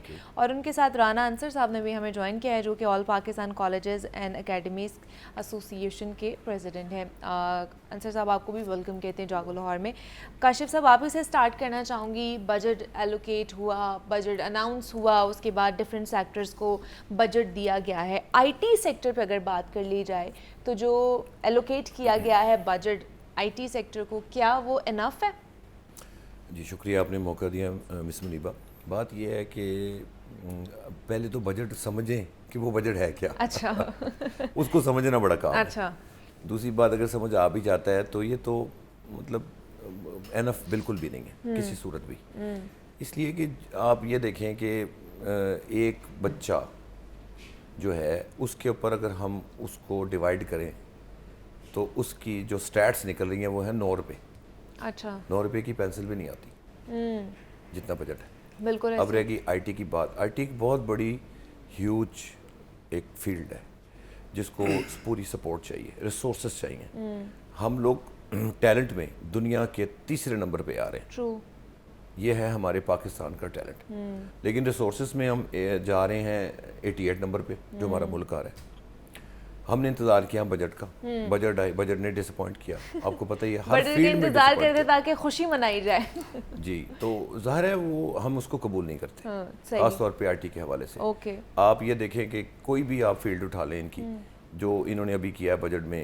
एक तरफ बजट जब आ रहा था तो पेट्रोल को इन्होंने वीकली कम किया और मुझे मेरी सिक्स सेंस कह रही थी कि अब बजट में कुछ होना है। अच्छा। और 20 रुपये लीवी डाल दी, एक्स्ट्रा कर दिया। तो मतलब आपने ना किधर से नहीं पकड़े, उधर से पकड़ लिया। तो एक ही बात है, असल में ये अवाम दोस्त बजट है ही नहीं, और ना ही ये स्टूडेंट दोस्त बजट है, और ना ही IT दोस्त बजट है। अच्छा। IT की फील्ड को प्रमोट करने के लिए हमें बहुत काम चाहिए। अच्छा, अब आते हैं कि अगर आपका बजट ही कम है, रिसोर्सेज ही नहीं है, तो अब रहेगी सिर्फ अपने मदद आपके तहत। और आपके फाइनेंस मिनिस्टर साहब ने जी ऑन रिकॉर्ड ये चीज़ कही है कि हमारे नौजवानों को जॉब की ज़रूरत नहीं है। अच्छा, और फिर क्या करना है? इन्होंने बिजनेस डाल के देने सारे नौजवानों को। यस। अच्छा, अब जॉब की ज़रूरत नहीं तो ये करेंगे क्या? हाँ। मैंने उनको जब ऑन एयर देखा है, सुना है, तो मैंने कहा मुझे जवाब अगला मुंतज़र हूँ मैं कि ये कहेंगे क्या। और मुझे पता था इन्होंने क्या कहना है। उन्होंने कहा जी जॉब की ज़रूरत ही नहीं है। उन्होंने सवाल किया क्यों जी? उन्होंने कहा जी बच्चे तो फ्रीलांसिंग कर रहे हैं, स्टूडेंट्स तो IT की फील्ड में आ रहे हैं, वो तो सारा काम जो है वो आउटसोर्स हो रहा है और वो काम कर रहे हैं। भाई वो तो अपनी मदद आपके तहत कर रहे हैं ना। आप उनके लिए क्या कर रहे हैं? रिसोर्सेज भी उनके, बिजली भी उनकी, टैलेंट भी उनका, वो अपने बॉस खुद है। हाँ। हमारी स्टेट क्या रोल अख्तियार कर रही है? तो उसका जवाब ये आया कि जी जॉब की हमारे नौजवानों को ज़रूरत नहीं है। ये जुमला मैंने रिपीट किया है। अच्छा। एग्जैक्ट ऐसे ही था। I was shocked to know कि ज़रूरत नहीं है तो क्या करेंगे वो? तो कहा जी वो तो ये काम कर रहे हैं, तो वो कर रहे हैं ना, आप तो नहीं करवा रहे। आप क्या कर रहे हैं? आपने क्या किया है? आपने एक तरफ बजट को जो है वो जो पेश कर दिया है, वो आप देख लें कि آپ کا پیٹرول مہنگا, آپ کی ہر چیز بجلی مہنگی آپ ٹھیک ہے جی. جو پچھلا تھا اس کو فالو اپ کر کے اس میں ٹیکسز ایڈ کر دیے, گاڑیوں میں ایڈ کر دیے, یہ کر دیا, ہر چیز میں تو ٹیکسز ایڈ ہے کاشف صاحب. آپ ایون دو کہ گھر میں ٹوتھ برش لے کر آتے ہیں نا اس کے اوپر ٹیکس, جو آپ صابن یوز کرو تو اس کے اوپر ٹیکس, آپ ہر چیز کے اوپر انڈائریکٹلی آپ ہر چیز کے اوپر ٹیکس دے رہے ہیں, اور پھر بھی آپ کو جو سہولیات ہے وہ نہیں مل رہی ہیں, تو پھر کیا فائدہ؟ 2 قسم کے ٹیکسز ہیں نا, ایک ہے انڈائریکٹ, ڈائریکٹ اور ایک ڈائریکٹ. ہاں جی, 2 ٹیکسز ہیں آپ کی. تو انڈائریکٹ سبھی دے رہے ہیں, سبھی اس کی بھینٹ چڑھ رہے ہیں. آپ کا جو غریب ہے وہ کہاں گیا؟ آپ نے اگر ان کی تنخواہ میں اضافہ کیا ہے تو کتنا کیا ہے, اور اس کے اگینسٹ جو اسٹیٹ کر رہی ہے, جو ٹیکسز لگا کر دے رہی ہے, جو لوگوں کو سمجھ نہیں آ رہا کہ ہونا کیا ہے ان کے ساتھ, تو وہ دیکھیں وہ کہاں پہنچ رہا. بالکل ایسے ہی ہے. اصل میں پیپر میں پلس مائنس ہے, یہ وہ چیز ہے. پیپر میں ہی ہے, صرف اوپر نیچے کر دیا انہوں نے کہا جی تبدیلی آ گئی ہے, لیکن ایسے تھوڑی نہ آتی ہے. جب تک آپ کو فیلڈ میں نکل کے کام نہیں کرتے ہیں, جب تک وہ اس کے اثرات نظر نہیں آتے ہیں عوام کے اوپر, تب تک کوئی بھی تبدیلی ہمیں رونما ہوتی ہوئی نظر نہیں آ رہی ہے. اچھا, دوسرا انصر صاحب آپ سے پوچھوں کہ ایجوکیشن سیکٹر کو انہوں نے کہا ہے جی ہم نے بہت بجٹ دے دیا, بہت بجٹ دے دیا. انف بجٹ ہے, اور کیا اس بجٹ میں یہ ساری چیزیں ہو سکتی ہیں, پالیسیز اور باقی ساری بچوں کی؟ کیونکہ میرے خیال سے کتنے بچے ہیں جو اسکول سے باہر ہیں اس وقت, کالجز نہیں جا رہے ہیں, نئی یونیورسٹیز نہیں بن رہی ہیں, ٹیکنیکل انسٹیٹیوشنز نہیں بن رہے ہیں جہاں پہ بچوں کو اسکل سکھائے جا سکتے. تو اتنا سا بجٹ دے کر یہ بڑے ذمہ ہو سکتے ہیں؟ بسم اللہ الرحمن الرحیم. بہت شکریہ آپ نے انوائٹ کیا, بڑا اہم ٹاپک ہے کیونکہ اس پہ ہی آگے ایجوکیشن کی بات ڈپینڈ کر رہی ہوتی ہے, اور ایجوکیشن پاکستان کا دنیا کا سب سے اہم ٹاپک ہے. ہماری پچھلے دنوں بھی رانا اسکندر حیات صاحب سے میٹنگ ہوئی لاہور کالج فار وومن میں, تو ہمیں ان کا ویژن, ینگ منسٹر ہیں اور ایچ ایس ایم سے پڑھے, ہمیں ان کا ویژن تو بڑا کلیئر نظر آ رہا تھا کہ بڑی ان کی سوچ ہے اور بڑا کر رہے ہیں. بجٹ بھی میں سمجھتا ہوں یہ ظاہر ہے کہ بجٹ تو اتنا اچھا نہیں ہے, مطلب اس میں جو اسکولز کو یا ہائر ایجوکیشن کو انہوں نے ایلوکیٹ کیا ہے تو وہ اتنا نہیں ہے, پچھلے سال سے تھوڑا سا بہتر ہے, ٹھیک ہے, پچھلے سال سے. لیکن میں یہ سمجھتا ہوں کہ اس کو پازیٹیو یوز کیسے کیا جائے. اب دیکھیں ہائر ایجوکیشن کو انہوں نے کہا ہے کہ 17 ارب دے رہے ہیں, ٹھیک ہے, اور اسکول ایجوکیشن کو انہوں نے دیا 42 ارب 50 کروڑ. اب میں یہ سمجھتا ہوں کہ اگر یہ ترقیاتی بجٹس ہائر ایجوکیشن کو, جو کہ اتنی بڑی وسیع فیلڈ ہے, تو یہ غیر مناسب ہے. ہائر ایجوکیشن جو ہے ہمیں اس پہ کام کرنے کی ضرورت ہے. ہائر ایجوکیشن پہ ہمیں بے شمار پالیسی بنانے کی ضرورت تھی, تو اس کو انہوں نے بہت کم بجٹ دے دیے. باتیں تو ان کی ٹھیک تھیں, پچھلے دنوں بھی انہوں نے کہا کہ پنجاب کے اندر مریم نواز یوتھ پروگرام میں ہم 40 لاکھ اسٹوڈنٹس کو انٹرپرینورشپ پہ اور سکلز کے کورسز کروا رہے ہیں, جس کی پلاننگ ہو رہی ہے. میں یہ سمجھتا ہوں کہ جو جیسا بھی بجٹ ہے, میں یہ سمجھتا ہوں کہ اس کو امپلیمنٹ ہونا چاہیے. ٹھیک ہے, یہ جو اماؤنٹ ہے یا جو کہا گیا ہے, یا کم از کم ہمارا اس پہ ہی ہمارا ملک بہتر ہو سکتا ہے. یعنی جو انہوں نے کہا نیفٹیک کے ذریعے یا 40 لاکھ اسٹوڈنٹس کو پنجاب میں اگر انہوں نے کہا کہ ہم سکلز دیں گے, تو یہ اس پہ پراپر کام ہونا چاہیے. ہائر ایجوکیشن پہ جو 17 ارب ہے اس پہ پراپر امپلیمنٹیشن ہونی چاہیے. یہ نہ ہو کہ یہ جو اماؤنٹ ہے یہ اس کا پتہ ہی نہ ہو کہ یہ کہاں استعمال ہوئی ہے. اگر اسکول ایجوکیشن ڈپارٹمنٹ میں انہوں نے کہا ہے کہ 42 ارب ہم استعمال کریں گے, تو وہ پھر 42 ہی ہونے چاہیے, اس میں یہ نہیں پتہ ہونا چاہیے کہ کہاں پہ لگ گیا اور پتہ ہی نہیں چلا ہے. اس کا میں سمجھتا ہوں کہ یہ بڑا ضروری ہے کہ یہ پراپر استعمال ہو. آئی ٹی میں بھی انہوں نے کہا ہے کہ ہم مطلب آئی ٹی سیکٹر پہ ویسے تو یہ کہا ہے کہ ہم آئی ٹی لیبس پروموٹ کریں گے, ٹھیک ہے, لیکن اس کا ہمیں ساتھ ہی انہوں نے جو کہ پازیٹیو بھی ہے اور کسی والے سے نیگیٹو ہے کہ انہوں نے پبلک پرائیویٹ پارٹنرشپ پہ بھی بات کی ہے کہ ہم جو سکولز ہیں ان کو پرائیویٹائزیشن کی طرف لے کر جا رہے ہیں. ہاں, وہ کنفرم ہے وہ, ٹھیک ہے. جب وہ ہم سے بات ہم نے کی تو انہوں نے کہا کہ یہ دیکھیں ایک سکول ہے, نہیں تو یہ پرائیویٹائزیشن اگر کر دیتے ہیں سکولز کی تو کیا لگتا ہے آپ کو کہ اس کا پازیٹیو ایفیکٹ آئے گا؟ میں سمجھتا ہوں کہ پبلک پرائیویٹ پارٹنرشپ ہونی چاہیے. کیونکہ ظاہر ہے کہ پرائیویٹ سیکٹر پہ بڑا کام کیا ہے لوگوں نے اور بڑی محنت کی ہے. اگر گورنمنٹ سے کچھ چیزیں ڈیل نہیں ہو رہی, منسٹر صاحب بھی ہماری بات کو انہوں نے وہ بھی مانے ہیں, ان کے ذہن میں بھی ظاہر ٹارگٹ ہے, وہ بھی سمجھتے ہیں اس چیز کو. انہوں نے کہا ہے کہ اگر ایک اسکول کے اندر ایک پرنسپل ہے اگر وہ 50 بچے سے زیادہ 3 سال یا 4 سال سے نہیں کر پا رہے, ہاں 50 اسٹوڈنٹ یا 100 اسٹوڈنٹ سے انکریز نہیں ہو رہے, تو ہمیں اس کی پوزیشن چینج کر دینی چاہیے. اوکے, بات تو ان کی ٹھیک ہے, لیکن میں سمجھتا ہوں کہ گورنمنٹ کو اسٹوڈنٹس کے لیے خود کام کرنا چاہیے. گورنمنٹ کے جو ادارے ہیں وہ گورنمنٹ کو خود چلانے چاہیے. یہ میرا اپنا موقف ہے. پبلک پرائیویٹ پارٹنرشپ کسی حوالے سے ٹھیک ہے, وہ اتنی زیادہ نہ ہو, ٹھیک ہے, اس میں بھی معاملات ڈفرینٹ ہو جاتے ہیں. آگے بڑا وسیع بات ہے کہ کیسے کس کس کو مطلب وہ کہا جاتا ہے یا کن اداروں کو وہ دیا جاتا ہے, صحیح, اسکول دی جاتے ہیں. جی جی, لیکن ظاہر ہے کہ اس پہ امپرومنٹ آئے گی اگر اس پہ بھی پراپر میرٹ پہ کام ہوگا تو, اگر کیونکہ پالیسیز تو بنائی جاتی ہیں لیکن امپلیمنٹیشن میں آگے کام پارٹنرشپ بھی ضروری ہے. ہم تو پہلے ہی کہتے ہیں, پہلے بھی ہم نے کہا ہے کہ پرائیویٹ سیکٹر نا بڑا وینری لوگ ہیں اور انہوں نے بڑی محنت کی ہے. یہ اپنی مدد آپ کے تحت لوگ کام کر رہے ہیں, ٹھیک ہے, تو ہمیں گورنمنٹ کے ساتھ مل کے کام کرنا ہے. یہ باتیں تو انہوں نے کی ہیں کہ انٹرپرینورشپ میں بھی پرائیویٹ سیکٹر کو ہم لے کر آئیں گے. ہم پرائیویٹ سیکٹر میں اساتذہ سے بھی گورنمنٹ کی ٹریننگز کروائیں گے. لیکن میں سمجھتا ہوں کہ اس پہ پریکٹیکل اگر عمل ہوتا ہے اور بجٹ امپلیمنٹ ہوتا ہے تو پھر بھی ٹھیک ہے, پھر جا کے کام جو ہے نا وہ بہتر ہو پائے گا. اچھا کاشف صاحب, یہ تو چلے بات ہو رہی ہے اب جیسے کہہ رہے ہیں کہ پبلک پرائیویٹ پارٹنرشپ ہوگی اسکولس کے لحاظ سے یا باقی چیزوں کے لحاظ سے بھی دیکھا جائے, اگر دونوں مل کے کام کریں عوام کے لیے, مفاد عامہ کے لیے, تو میرے خیال سے بہتر ہے. اس سے بہترین اور تو کامبو ہو ہی نہیں سکتا. لیکن اب اگر آئی ٹی کی بات کر لی جائے, اب وزیر اعلیٰ پنجاب سی ایم پنجاب نے آئی ٹی سٹی لانچ کی, وہ سارا ہم نے دیکھا, بڑا اچھا انیشیٹو لیا. اس سے فائدہ ہوگا آپ کو لگتا ہے؟ جی دیکھیں, فائدہ تو ہوگا. اچھا, کیسے فائدہ اٹھا سکتے ہیں ہماری نوجوان نسل اس سے فائدہ یہ ہوگا, ریسورسز ہی ہے نا. ہاں جی, لیکن میرے حساب سے ریسورسز کی بہت زیادہ ضرورت ہے, کیونکہ آگے جو دنیا کا کمپٹیشن ہے, اے آئی آ گیا ہے. اے آئی کا بہت بڑا ایک مقابلہ ہے. چلیں شروعات ہوئی, اچھی ہوئی, میں اس چیز کو بھی اپریشیٹ کرتا ہوں, لیکن بہت زیادہ ضرورت ہے ہمیں. اب دوسری بات جو امپورٹنٹ ہے, شروعات تو اچھی ہو گئی, پھر میں نے یہ کہوں گا کہ پیپر میں پلس مائنس نہ ہو, یہ چیز نہ ہو, وہ آن ریکارڈ ہونا چاہیے. گراؤنڈ ریالٹی ہوتی ہے, کیا فیسیلیٹیٹ آپ اس کو کر پائیں گے, بچے کر پائیں گے, ان کو وہ چیز ملے گی. کہیں ایسا تو نہیں ہوگا کہ ایک چیز لگی اور اس کے بعد وہ ختم بھی ہو گئی اور وہ پھر الٹیمیٹلی تو پھر آپ وہیں پہ کھڑے ہیں نا. پھر آپ اپنی مدد آپ کے تحت ہی چل رہے ہیں. پچھلے سال اور اب سال میں جو بجٹ میں فرق ڈالا ایجوکیشن کے, وہ ہے تقریباً 7-7.5%, لائک 7.3 کہہ لیں. آپ سمجھتی ہیں انفلیشن کو دیکھتے ہوئے اتنی مہنگائی ہو گئی اور انفلیشن بھی ہو گئی, آپ جتنا پرسنٹیج آپ نے بڑھایا وہ کافی ہے؟ وہ کافی نہیں ہے. یہ کتنے پرسنٹ بنتا ہے؟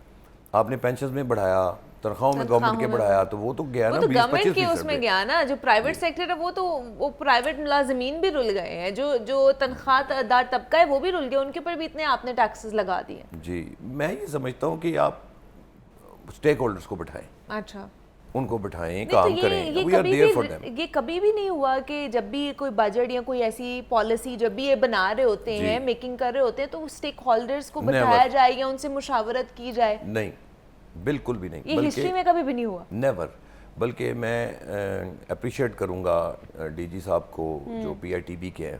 صحیح, انہوں نے پچھلے دنوں میں ایک میٹنگ بلائی ہے, اس کے اندر انہوں نے اسٹیک ہولڈرز کو بلایا. اچھا, میں نے اس قدم کو بہت اپریشیٹ کیا اور نوجوانوں کے لیے, اور ایک مشاورت ہوئی ہے بیٹھ کے کہ کیا کیا جائے, لوپ ہولز کو ختم کیا جائے, بچوں کو ایز دیا جائے.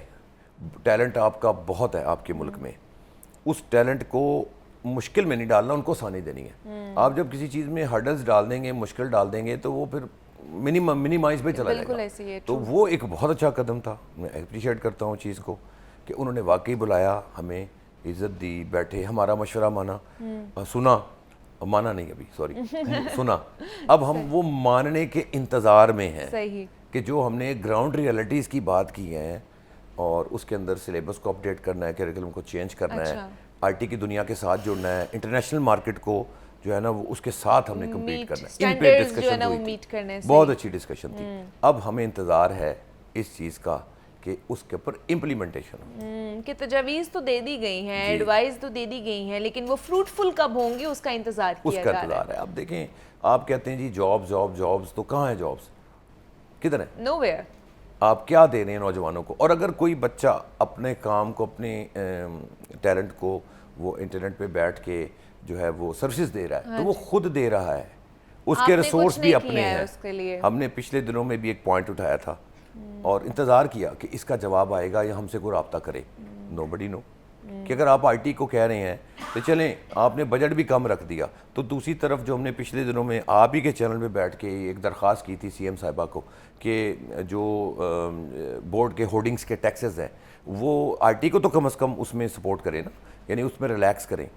آئی ٹی کے انسٹیٹیوشنز اور دوسری دکان میں تو فرق ہے, آئی ٹی کے انسٹیٹیوشنز اور دوسرے کاروباروں میں تو فرق ہے. تو اگر آپ ادھر کر رہے ہیں اور اگر آپ کے پاس بجٹ نہیں تھا دینے کے لیے تو آپ ادھر ریلیف دیں. اچھا, تو ہم نے ریکویسٹ بھی کی تھی, کسی نے رابطہ نہیں کیا, اس کا رسپونڈ کوئی نہیں آیا. جی.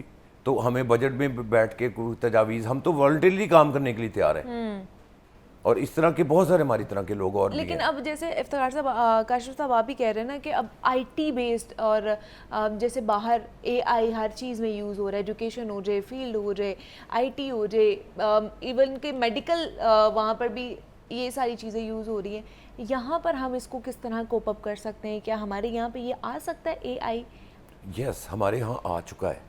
یہ 5-7 سال کا بچہ ہے. نوجوانوں کو کیسے اس کے ساتھ کہہ لیں کہ آشنا کروائیں گے ہم؟ دیکھیں ہم کروا رہے ہیں. اچھا, ہم لوگ اپنے سیکٹر میں بیٹھ کے, پرائیویٹ سیکٹر بہت اچھا کام کر رہا ہے. کس طرح کے کورسز دیے جا رہے ہیں اس کے اوپر؟ دیکھیں اس کے اندر بہت کچھ ہے, بہت ریولیوشنری چینج ہے. آپ کا چیٹ جی پی ٹی ہے, آپ کا اے آئی جو ہے گرافکس میں آ گیا ہے.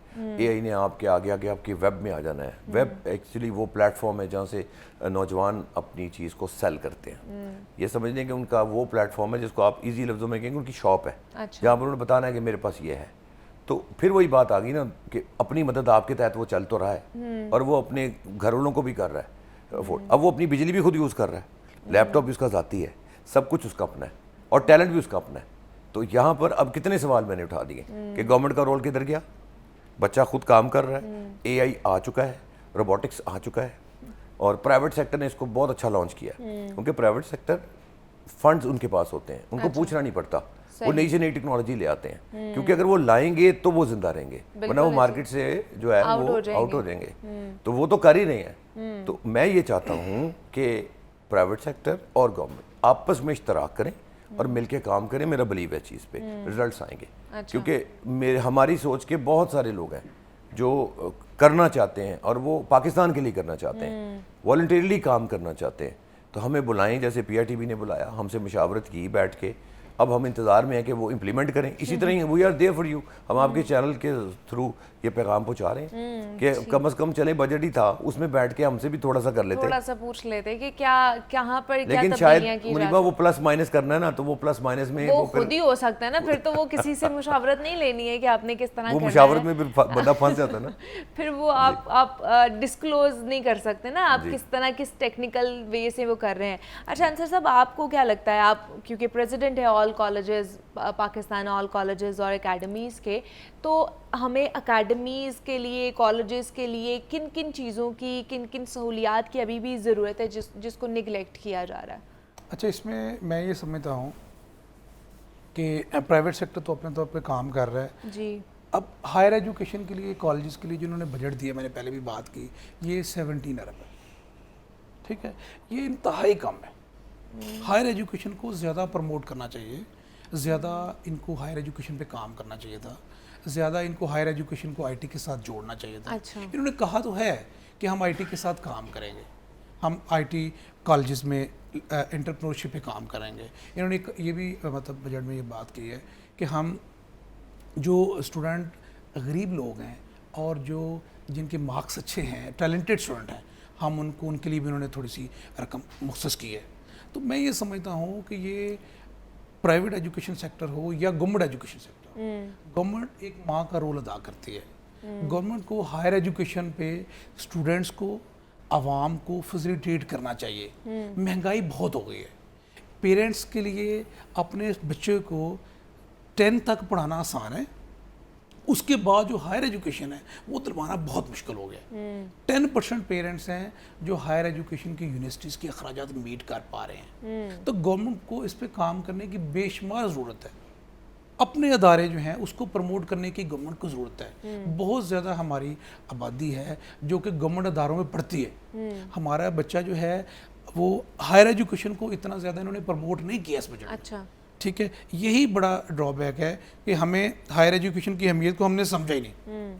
ہم اگر 10 تک کی اسکولنگ کو رہے ہیں نا تو 10 تک میں سمجھتا ہوں یا جو لوور کلاس پرائمری کلاس ہے یہاں پہ ہر بچہ مستفید یہاں پر تک چلا جاتا ہے. لیکن ہائر ایجوکیشن ہر بندے کی جتنی مہنگائی ہے, ایک غریب آدمی کے لیے اپنے بچے کو, بیٹیوں کو, بیٹوں کو ہائر ایجوکیشن میں ڈالنا بہت مشکل ہے. اس کے لیے پرائیویٹ سیکٹر بہت کام کر رہا ہے. ہم نے الحمدللہ پرائیویٹ سیکٹرز کے لیے جو ہم نے یونیورسٹی کے ساتھ کولیبریشن بھی کی ہیں. اچھا ہم یہ کام کر رہے ہیں کہ جو بچے ٹیلنٹڈ ہیں, ذہین ہیں, ان کو اچھے اسکالرشپ دیے جائیں. لیکن گورنمنٹ کو بھی میں سمجھتا ہوں اپنے طور پر اپنے اداروں میں اس کو امپلیمنٹ کرنا چاہیے اور گورنمنٹ کو ہائر ایجوکیشن کو سیریس لینا چاہیے. اور اس کو آئی ٹی کے ساتھ اگر باتیں کی جا رہی ہیں, کہا جا رہا ہے کہ ہم اس کو کولیبریٹ کر رہے ہیں, ہم نے آئی ٹی سٹی بنایا ہے, جس طرح مال ٹاؤن میں بھی انہوں نے کہا کہ ہم اسٹوڈنٹس کو فری جو ہے آئی ٹی کی ٹریننگز دے رہے ہیں, ایک ادارہ انہوں نے بنایا ہے. تو میں یہ سمجھتا ہوں کہ اس پہ پراپر کام وہ ہائر ایجوکیشن پہ کریں. صحیح ٹھیک ہے, تو یہ ہائر ایجوکیشن جو ہے وہ اس کو سیریس لیں تو پھر ہی یہ چیزیں پاسبل ہیں, ورنہ یہ ادروائز پاسبل مشکل نہیں, ہے. ورنہ یہ مشکل ہو سکتا ہے اور پاسبل نہیں ہے کہ اس کو ہم کس طرح میٹ کر سکتے ہیں. تو کاشف صاحب لاسٹلی کیونکہ وقت کی شارٹیج ہے تو اس حوالے سے میں یہاں پہ سے پوچھوں گی کہ کس طرح کیا کیا تبدیلیاں اسکول سیکٹر میں بھی, کیونکہ آپ لوگ انٹر لنکڈ ہی ہیں اور آپ کو بھی اس کا پتہ ہوگا کہ کیا چیزیں ہیں, کیا کیا چیزیں اس میں بھی ہمیں تبدیل کرنی چاہیے روایتی کلچر سے نکل کر, اور دوسرا آئی ٹی میں بھی, کہ جس سے پھر ہم بوسٹ کر سکتے ہیں اپنی اکانومی کو بھی اور اپنے نوجوان نسل کو بھی. دیکھیں جی, پچھلے سال سے اس سال میں پچھلے سال 1% تھا جی ڈی پی جو ایڈ آن ہوا تھا آئی ٹی سیکٹر کی وجہ سے. ہاں جی, جو نوجوان کام کر رہے ہیں اور وہ جو ہے وہ اس کے اپنی سروسز دے رہے ہیں فری لانسنگ میں, ٹھیک, ابھی 3% ہے. یہ بڑھ رہا ہے, اس کو پریڈکشن ہے اس نے آگے جانا ہی جانا ہے. ٹرو, بالکل ہے. اب آتے ہیں ادھر کے اسکول کیونکہ ایجوکیشن اسکول سیکٹر میں خاص طور پہ گورنمنٹ میں بہت زیادہ ضرورت ہے. آپ آئے دن میڈیا پہ دیکھتے ہیں کہ گورنمنٹ کا فلانا اسکول فلانے جگہ پر ہے تو وہاں پر گائے بھینسیں بندی ہوئی ہیں. یہ میں نے کل پرسوں بھی سنا ہے, انہوں نے کلپس بھی چلائے. This is true. اب آ جائیں versus private sector. Private sector میں آپ کبھی بھی نہیں سنیں گے. ہاں ایسے ہی ہے, کیونکہ ان کی گروتھ ہی ان کی ترقی ہی اس کے ساتھ جڑی پڑی ہے نا. اگر وہ پرفارم کریں گے تو وہ مارکیٹ میں رہیں گے, اگر پرفارم نہیں کریں گے تو وہ آؤٹ ہو جائیں گے. دے آر نو مور. تو یہاں پر تو ثابت ہو گیا کہ ٹیکنالوجی اسکول سیکٹر سے اٹھنی چاہیے. اب پرائیویٹ اسکولس کو دیکھیں گے تو وہاں پر پرائیویٹ اسکولس کے جو پرنسپل حضرات ہیں ان کا لیول دیکھ لیں اور آپ ان کے اسٹاف کا لیول دیکھ لیں, ان کے ریسورسز دیکھ لیں, آپ کو بہت آگے ملیں گے versus government schools.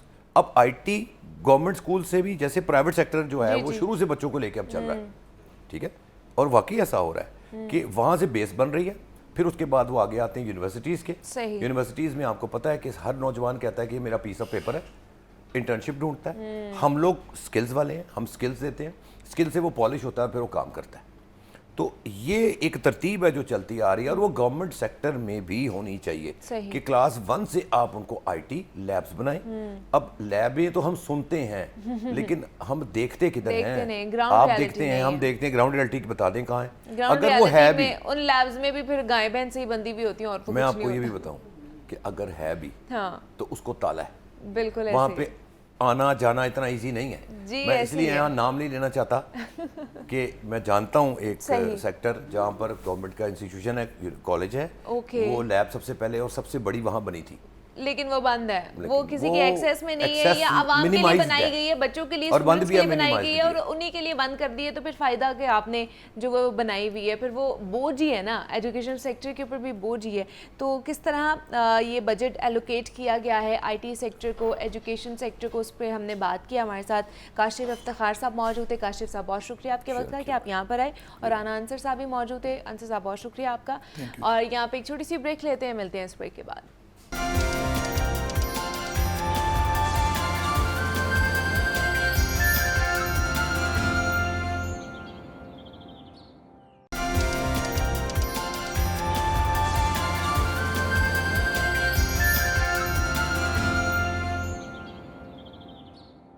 Welcome back to जागो लाहौर। और जनाब, क्योंकि ये सेगमेंट हमारा इस्लामिक सेगमेंट है जिसमें हम इस्लाम के हवाले से बात करते हैं, टॉपिक पर जाने से पहले एक नात है जो आप लोगों को सुनवानी है हमने, आइए पहले वो सुन ले। अब हमने कुछ बात करनी है इस्लामी तालीमात के हवाले से, क्योंकि आज जुम्मे का दिन है और हम ख़ास तौर पर आज का दिन और ये वाला जो ख़ास तौर पर सेगमेंट तरतीब देते हैं ये हम सब की ज़िंदगी को बेहतर बनाने के हवाले से होता है। हमारे जितने भी मामलात चल रहे होते हैं, रोज़मर्रा के मामलात, उनको किस तरह हम बेहतर कर सकते हैं, दुरुस्त राह पर गामज़न कर सकते हैं, उस हवाले से हम ये सेगमेंट आप लोगों के लिए लेकर आते हैं। तो आज जो टॉपिक हम लोगों ने सिलेक्ट किया है वो मेरे ख्याल से हम सबसे वाबस्ता रखता है, इनडायरेक्टली या फिर डायरेक्टली हम कहीं ना कहीं ज़रूर इसमें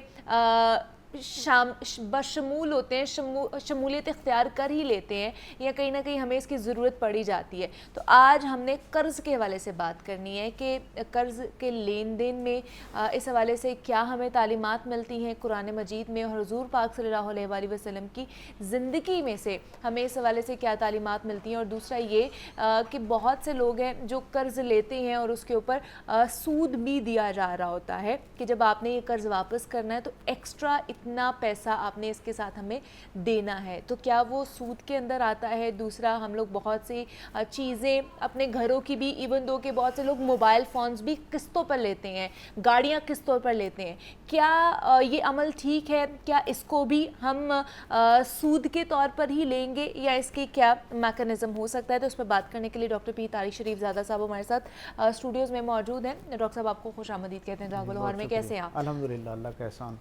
डॉक्टर साहब, आज हमने कर्ज़ के हवाले से बात करनी है कि कर्ज़ के क्या तकाज़े हैं, कौन कर्ज़ ले सकता है, इस्लामिक तालीमात हमें क्या बताती हैं हुज़ूर पाक सल्लल्लाहु अलैहि वसल्लम की ज़िंदगी में। बिस्मिल्लाह रब्बी मोहम्मद करीम अलैहिस्सलातु तस्लीम। सबसे पहले तो यादावरी का शुक्रिया। और ये जो आज का उन्वान है, आपने बिल्कुल सही कहा अपने सरनामा कलाम में कि किसी न किसी अंदाज़ में हम सब जो हैं वो इस कर्ज़ के गिर्द जो एक मईशत है और ज़िंदगी का तकाज़ा है उसका हमें सामना करना ही पड़ता है। कोई शख्स कर्ज़ देने की हैसियत से इसका हिस्सा बनता है, कोई कर्ज़ लेने की हैसियत से, कोई इस पर गवाह बनने की हैसियत से। तो गोया पूरा मुआशरा ही कहीं ना कहीं किसी न किसी अंदाज़ में इस अमल से, इस एक अहम नौइयत की जो समाजी एक एक्टिविटी है उसका हिस्सा बन जाया करता है। सो इसके बारे में मालूमात जो है वो होनी चाहिए। और दीन रहमत क्योंकि दीन फितरत है और इसने ज़िंदगी के सारे तकाज़ों में इंसानों के लिए एक बेहतरीन रहनुमाई का ज़रिया फ़राहम किया है। तो ये कैसे हो सकता है कि माली मामलात में, और फिर माली मामलात में भी एक इंतहाई हसास नौइयत का मामला यानी कर्ज़ का मामला, उसके हवाले से हमें दीन रहमत ने हिदायत जारी न की हो या उसके कुछ बुनियादी तकाज़े, उसूल, उसके ज़वाबित मुरतब न किए हों। तो बिलाशुबा इस हवाले से भी एक बड़ी रहनुमाई हमें नज़र आती है। सबसे पहले तो दीन रहमत हमें ये बताता है कि हत्तुल मक़दूर कोशिश ये की जानी चाहिए कि बंदा अपने वसाइल के अंदर रहते हुए अपने मामलात को अंजाम दे। यानी दीन रहमत के अंदर यानी जो चंद नापसंदीदा मामलात हैं उनमें से एक रवैया ये है कि इंसान कर्ज़ जो है उसकी तरफ पेशकदमी करे, कर्ज़ लेने की तरफ जाए, इस ऑप्शन को अवेल करने के लिए जाए। यानी आप इससे अंदाज़ा लगाएं कि हुजूर की तालीमात में जो जायज़ चीज़ों में चंद चीज़ें जिनके बारे में बड़ी ज़्यादा नापसंदीदगी का गोया इज़हार किया गया है, उनमें से या जिनसे हत्तुल मक़दूर बचने के लिए तालीम दी गई है, तरग़ीब दी गई है, उनमें से एक अहम चीज़ जो है वो कर्ज़ है।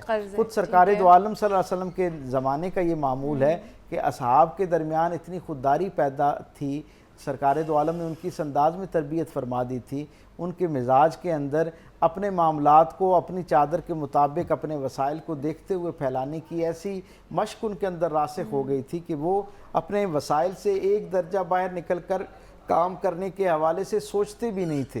यानी वो इसे नापसंदीदा समझते थे। और उसका सबब क्या था कि सरकार दो आलम सल्लल्लाहु अलैहि वसल्लम की वही में धुली हुई ज़ुबान से उन्होंने ये बात सुन रखी थी कि हुजूर ने ये कसम खा के ये कहा कि जब कोई शख्स अपने ऊपर मांगने का दरवाज़ा खोल लेता है, मांगने का यानी बंदों से बग़ैर मुशक्क़त के صرف اپنی ضرورت بیان کر کے مانگنے کا دروازہ کھول لیتا ہے تو اللہ اس پر اس دروازے کی وجہ سے، اس دروازے کے کھلنے کی وجہ سے تنگ دستی کا دروازہ کھول دیتا ہے، اور پھر جو ایک دفعہ مانگنا شروع کر دیتا ہے اس کے لیے دروازہ دائمی کھول دیا جاتا ہے۔ یعنی اس کا مطلب یہ ہے کہ جب ایک دفعہ کسی آدمی کو مانگنے کی عادت پڑ جاتی ہے تو دو نقصانات ہوتے ہیں، یعنی جہاں اس کی اپنی غیرت اور اہمیت ختم ہوتی ہے، اس کے ساتھ دو بڑے نقصانات کیا ہوتے ہیں۔ ایک تو یہ ہے کہ اس کے اندر وہ مشقت کر کے اپنی، جسے کہتے ہیں نا، اپنا آپ پیش کر کے محنت کر کے اپنے لیے کمانے کا جذبہ کم ہو جاتا ہے، کیونکہ یہ ایک آسان ذریعہ بن جاتا ہے قرض کے ذریعے سے پیسے حاصل کرنا۔ اور دوسرا یہ ہے کہ پھر وہ اس عادت کو اختیار کرنے کے بعد عملی زندگی سے منقطع ہونا شروع ہو جاتا ہے، اس کی پھر ساری توانائی، ساری محنت جو ہے وہ مانگنے کے اوپر لگ جاتی ہے۔ ایک بہت براہ راست ہماری سب کی زندگیوں اور مشاہدے سے جڑی ہوئی مثال میں آپ کے سامعین اور ناظرین کی نظر کروں گا۔ آپ یہ دیکھیں کہ بہت سارے ایسے صاحب ثروت لوگ ہیں جن کے ہاں علی صبح جو ہے وہ لوگوں کے اندر خیرات، صدقات تقسیم کیے جاتے ہیں۔ ہوتا ہے نا، بہت سارے ایسے گھرانے ایسے ہیں جن کے باہر آپ کو ایک طویل لائن نظر آتی ہے۔ اچھا، وہ صاحب خانہ جو ہیں بعض دفعہ 4 گھنٹے بعد، 8 گھنٹے بعد باہر نکلتے ہیں اور وہ دینا شروع کرتے ہیں۔ میں کئی دفعہ حیران ہوتا ہوں ان لوگوں کی نفسیات دیکھ کے کہ وہ لوگ جو 8 گھنٹے وہاں کھڑے ہو کے 100 روپیہ یا 200 روپیہ یا 500 روپیہ لیتے ہیں، وہ اس سے 1/4 وقت محنت کر کے اس سے زیادہ کما سکتے ہیں، زیادہ باوقار کما سکتے ہیں، لیکن وہ ایک مانگنے کا عمل جو ہے وہ کیونکہ مزاج کے اندر شامل ہو گیا، اس لیے اس کا عملی زندگی سے بندہ کٹ جاتا ہے۔ اور جب آپ مانگنے کے لیے، جیسے حضور صلی اللہ علیہ وسلم نے فرمایا کہ دروازہ کھولتا ہے، تو اللہ تنگ دستی کا دروازہ بھی کھول دیتا ہے، پھر آپ کی ضرورتیں اس طرح آپ کے اپنے وسائل سے پوری ہونا ناکافی ہو جاتی ہیں، نہیں پوری ہو پاتی۔ تو ایک تو ہمیں یہ بات سمجھنی چاہیے، اسی لیے سرکار دو عالم صلی اللہ علیہ وسلم نے جن چیزوں سے پناہ طلب فرمائی ہے اپنی دعاؤں کے اندر، ان میں سے ایک دعا یہ بھی ہے کہ حضور نے قرض سے پناہ طلب فرمائی ہے، قرض سے پناہ، کہ حضور نے بالاہتمام یہ اللہ کی بارگاہ میں عرضی رکھی کہ پروردگار عالم، جس طرح بیماری آنا جو ہے وہ ایک اذیت کا باعث ہے، ایک ندامت کا، اس تکلیف کا باعث ہے، اسی طرح بہت ساری معاشرتی علتوں میں سے قرض کا لینا جو ہے، یا اس کی انسان کے اندر حوصلہ اور جرت پیدا ہونا کہ میں کسی سے قرض مانگوں، یہ بھی ایک طرح کی بیماری ہے اور ایک نفسیاتی بیماری بھی بن جاتی ہے آگے جا کے۔ حضور نے اس سے بچنے کے لیے بھی اللہ کی بارگاہ کے اندر جو ہے وہ دعا پیش کی ہے۔ تو اس سے اندازہ ہوتا ہے کہ قرض مانگنا اگر اچھی چیز ہوتی تو حضور اس سے پناہ کیوں طلب کر رہے ہوتے، ایک بات۔ لیکن جہاں دین رحمت اس سے بچنے کی جو ہے وہ ہمیں ہدایت کرتا ہے اور ترغیب دلاتا ہے، وہیں پر ہمیں وہ یہ بھی بتاتا ہے کہ اگر کوئی شخص تمہارا کلمہ گو مسلمان بھائی جو ہے وہ کسی ایسی ضرورت کے تحت تم تک قرض کی مد میں سوال کرے، تم تک پہنچے اور یہ کہے کہ بھائی میری ایک بہت بنیادی ضرورت ایسی ہے جو قرض لیے بغیر پوری نہیں ہو پا رہی، میرے اپنے وسائل اسے پورا کرنے سے قاصر ہیں، تم میری اس میں مدد کرو، تو پھر دین رحمت وہ جو صاحب ثروت آدمی ہیں اس سے یہ تقاضا کرتا ہے کہ اگر تمہارے پاس وسائل موجود ہیں تو پھر تم نے وہاں بخل نہیں کرنا ہے، بلکہ اسے اللہ کا مہمان سمجھ کر جو ہے اس کو وصول کرنا ہے، اور اللہ کی طرف سے رحمت کا ایک دروازہ سمجھ کر اسے اپنے ویلکم کرنا ہے، اور جو تمہارے پاس ہے وہ تم اس کے حوالے کرو، جتنا وہ قرض مانگتا ہے اگر تمہارے پاس کوئی چیز موجود ہے تو اسے دو۔ تو دین رحمت سے ہم تک یہ بات پہنچتی ہے کہ قرض کا جو معاملہ ہے ضرورت مند کے لیے جتنی آسانی پیدا کی جا سکتی ہے اتنی آسانی پیدا کرنی چاہیے، اور بعض اوقات یہ بہت ساری اور اعلیٰ عرفہ درجہ عبادات کی نسبت زیادہ اہم عبادت بن جاتی ہے کہ عین کسی کی ضرورت کے وقت اس کے لیے قرض فراہم کر کے اس کے لیے آسانی پیدا کی جائے۔ اب یہاں ایک بڑا اہم سوال جو ہمارے ذہن میں آتا ہے اکثر اوقات کہ لینے والا کیونکہ کسی نہ کسی وعدے کی بنیاد پر قرض لیتا ہے، اور اکثر اوقات یہ ہوتا ہے کہ وہ اس وعدے کے وقت پر جو ہے اسے لوٹا نہیں پا رہا ہوتا، تو سب سے پہلے تو لینے والے کو اہتمام کے ساتھ جو ہے وہ کوشش کرنی چاہیے۔ دوسرا اس سے زیادہ اہم بات یہ ہے کہ اسے یہ خیال کرنا چاہیے کہ میں نے اگر وعدہ کر لیا ہے تو اس کے مطابق میں واپس کر سکوں، اگر وہ نہیں کر پا رہا تو جس نے قرض دے رکھا ہے اس کے بارے میں اللہ کے رسول صلی اللہ علیہ وسلم نے یہ کہہ رکھا ہے کہ اپنے کلمہ گو بھائی کے لیے رعایت پیدا کرے، اللہ اس رعایت دینے پر بھی اس کو خاص طرح کا انعام عطا کرتا ہے، اور جو شخص دنیا میں کسی اپنے قرض خواہ کو رعایت دیتا ہے اللہ آخرت میں حساب کے معاملے میں اس کو رعایت عطا کرتا ہے۔ डॉक्टर पी तारिक शरीफ ज़ादा साहब हमारे साथ मौजूद है। डॉक्टर साहब बहुत शुक्रिया आपके वक्त का कि आप यहाँ पर आए और हमने बात की है कि जनाब जो कर्ज़ के मामलात होते हैं वो किस तरह के होने चाहिए, उस पर आज का टॉपिक जो हमारे साथ जिस पे डॉक्टर साहब ने हमें बहुत ही तफसीलन बताया है। तो इसी नोट पर हमें इजाज़त दीजिए, अपना बहुत सारा ख्याल रखिएगा, लेकिन जाते जाते नाते रसूल मकबूल है वो सुनते जाइए। अल्लाह हाफ़िज़।